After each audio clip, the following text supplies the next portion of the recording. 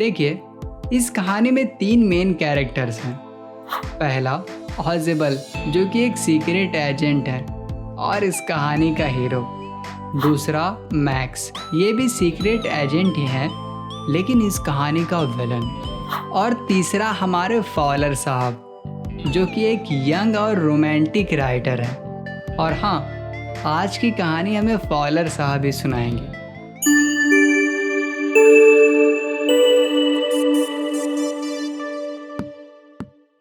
जैसा कि मैं बहुत सारी बुक्स में सीक्रेट एजेंट के बारे में पढ़ चुका हूँ, उनके हिसाब से ऑजिबल बिल्कुल भी एक सीक्रेट एजेंट की तरह नहीं लग रहे थे, बल्कि वो एक छोटे हाइट के आदमी थे।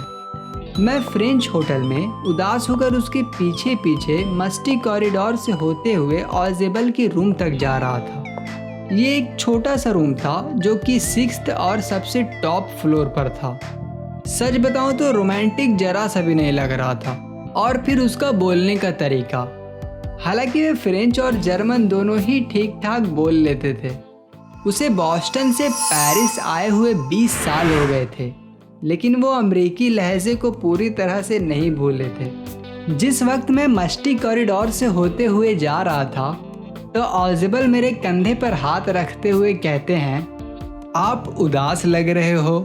ओहो, मैं जानता हूँ, आपको बताया गया होगा कि मैं एक सीक्रेट एजेंट हूँ, मतलब कि एक जासूसी और खतरे में काम कर रहा हूँ। आप मुझसे मिलना चाहते थे क्योंकि आप एक यंग और रोमांटिक राइटर जो हैं। आप इमेजिन किए होंगे कि कोई मिस्टीरियस रात होगी, जैसे कि पिस्तौल की दरारें, शराब में ड्रग्स वगैरह वगैरह। और ऐसा कुछ भी नहीं हुआ, बल्कि आपने एक सुस्त मोटे आदमी के साथ फ्रेंच म्यूजिक हॉल में एक बोरिंग सी शाम बिताई। आप सोच रहे होंगे कि ब्यूटीफुल लेडी द्वारा मैसेज को अपने हाथों में लेने के बजाय अपने रूम में अपॉइंटमेंट लेने के लिए सिर्फ एक प्रोजेक्ट टेलीफोन यूज करते हैं। आप बोर हो चुके हैं, लेकिन कोई बात नहीं मेरे यंग फ्रेंड, आइए मेरे पास आइए। एक ड्रामेटिक बात बताता हूँ। अभी आप एक पेपर देखेंगे, एक बहुत ही इंपॉर्टेंट पेपर, जिसके लिए कई मेन और वुमेन ने अपनी जान जोखिम में डाल दी। किसी दिन जल्द ही वो पेपर हिस्ट्री को अच्छी तरह से इफेक्ट कर सकता है। ऑजिबल ने मेरे पीछे का दरवाजा बंद कर दिया, फिर वो लाइट को ऑन किए और जैसे ही लाइट ऑन हुआ मुझे दिन का फर्स्ट ऑथेंटिक थ्रिल मिला, क्योंकि रूम में मेरे सामने थोड़ी ही दूर पे एक आदमी हाथों में ऑटोमेटिक पिस्तौल लिए हुए खड़ा था। ऑजिबल ने कई बार अपनी आंखें झपकाई। मैक्स, तुमने तो मुझे चौंका ही दिया। मुझे लगा तुम बर्लिन में होगे। तुम यहाँ मेरे रूम में क्या कर रहे हो? मैक्स पतला और ज्यादा लंबा नहीं था। उसकी शक्ल एक चालाक लोमड़ी की तरह लग रही थी, लेकिन उसे देखकर डर नहीं लग रहा था, बल्कि उससे ज्यादा तो उसके गन से डर लग रहा था। रिपोर्ट, कुछ नई मिसाइलों से रिलेटेड जो आज रात तुम्हें मिलने वाली है। मैंने सोचा क्यों ना ये तुमसे ले लिया जाए। वो क्या है ना, ये मेरे हाथों में ज़्यादा सेफ रहेगा।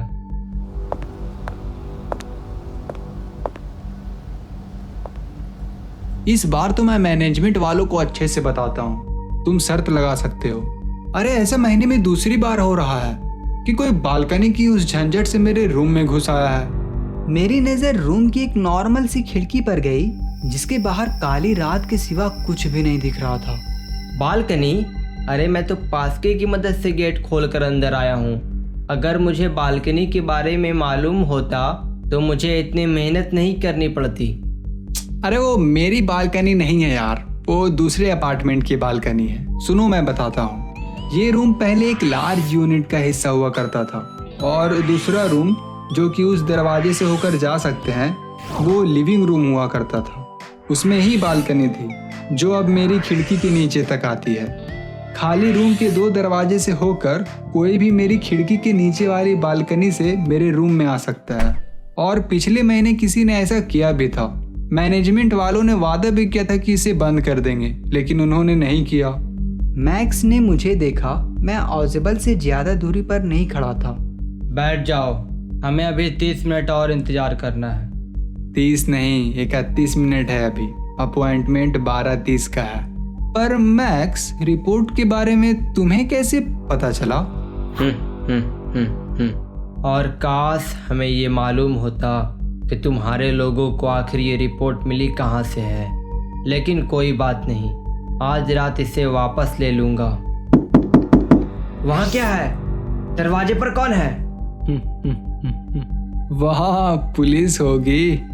मैंने सोचा था कि जिस इम्पोर्टेंट पेपर के लिए हम वेट कर रहे हैं उसमें थोड़ी और एक्स्ट्रा सिक्योरिटी होनी चाहिए, तो मैं उसे बोल दिया था कि वो एक बार मुझे आकर चेक कर ले कि सब कुछ ठीक है या नहीं। अब तुम क्या करोगे मैक्स? अगर मैं जवाब नहीं भी दूंगा तो वो कैसे भी अंदर आ ही जाएंगे और दरवाजा भी खुला है, वो तुम्हें शूट करने में बिल्कुल भी नहीं हिचकिचाएंगे। मैक्स का चेहरा गुस्से से काला हो गया था और वो तेजी से खिड़की की तरफ बढ़ा। उसने अपना एक पैर सिल के ऊपर रखा और कहा, उन्हें जल्दी से बाहर भेजो, मैं बालकनी में इंतजार करता हूँ। अगर कोई भी चालाकी की तो मैं फायरिंग करने लगूंगा।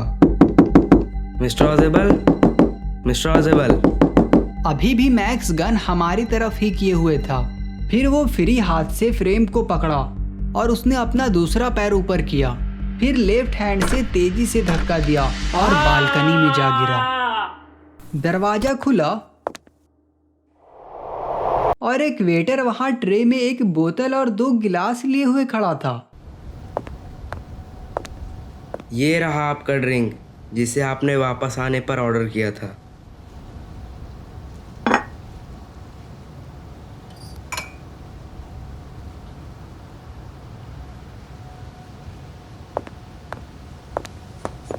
लेकिन पुलिस?